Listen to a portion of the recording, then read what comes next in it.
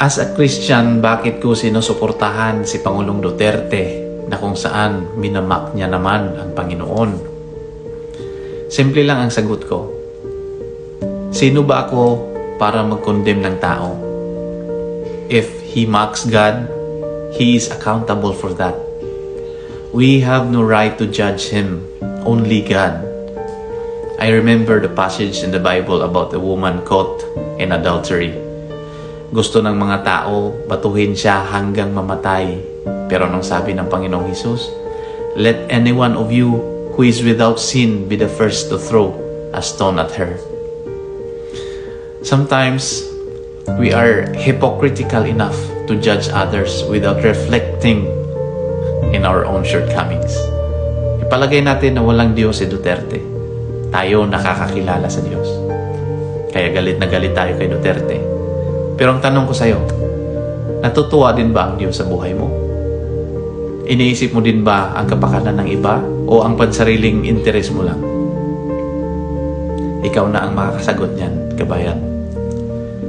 Huwag tayong masyadong hipokrito na parang ang linis natin na makapag-judge tayo kay Duterte dahil walang Diyos, mamamatay tao. You know, as a Christian, maraming bagay na hindi ako sang-ayon kay Tatay Digong, lalong-lalo sa kanyang bunganga. Pero labas na ako dyan eh. Kung ano man yung mga ginagawa niya na hindi kalugod-lugod sa panginingin ng Panginoon, let God will judge him.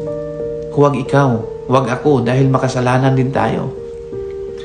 Sinusuportahan ko si Tatay Digong hindi sa kanyang mga pagmumura o sa kanyang bunganga, kundi sa lahat ng ginawa niya para sa bayan. Sinusuportahan ko ang kanyang hangarin na magkakaroon ng kapayapaan ang ating bayan, na walang mga kriminal, walang mga adik, at payapa kang mamuhay sa ang parte ka man ng bansa. Kaya nga sinasabi niya, patayin niyo ang mga kriminal, ang mga durugista, at ang lahat ng mga iligalista. Wala siyang sinasabi na patayin niyo ang mga inosenteng tao.